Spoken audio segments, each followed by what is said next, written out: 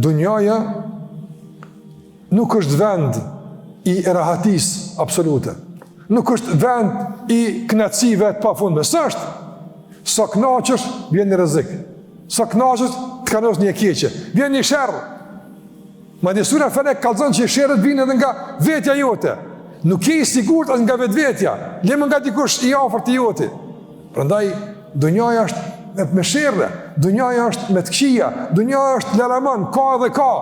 Ai që këtu e lyp rahatin, ai që këtu e lyp lumturin, ai që këtu e lyp përjetësin, nuk ka me gjithë kur apo. Pra ne vëdison për realitetin e dunjas, çka është dunjaja? Dhe kur na godasin sprovet e caktuara, dhe kur ballafaqojmë të tjerë caktuara, jemi të gatshëm, të përgatitur, të vëmendshëm, nga se nuk na zë asgjë në befasi. Për faktin se jemi përgatitur, ama ka njerëz që për shembull një kohë caktuar nuk sprovohet.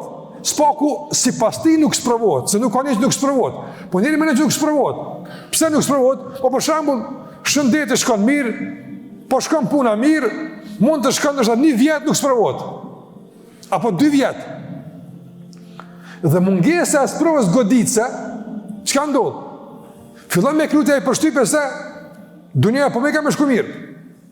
Dhe pastaj kur vjen sprova e radhës, është me vërtet e befasishme, nuk mund ta merr veten nga e sprovë. Çka më gjet, çka më ndodhi, pse kështu e kështu me radhë.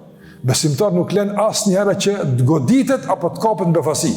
Ajo që harron vëmendjen, karshi natyrës së kësaj dunjaje është leximi i vazhdueshëm e surës Falaq. Ti edhe me dashme nuk që dunja është e mirë, kur thosh min sharri ma khalaq, dohon e kupton që ka sherr këtu. Apo min sharri ghasiqin idha waqab. Kur Allah flet për natën dhe sherrët e natës, në çdo natë ka sherr. Çdo ditë ka sherr. Prandaj besimtari është i vëmendshëm, i kujdesshëm në suqel. Që nuk kupton që dunjaja duhet të jetë një vend ku besimtari jeton në mirërim e në vuajtje. Larg asaj. Besimtari punon, angazhohet, kërkon mirëqenie, kërkon rahati, kërkon një fallë lumturie relative sa i përket dunjas, mirë, po nuk lidhet me të. Nga se është e krijuar të jetë e mangët, e nuk mund ta kesh të plot. Është e krijuar të ketë sprova, nuk mund të jesh rahat. Është e krijuar të ketë sherrë, nuk mund ta kesh pa to.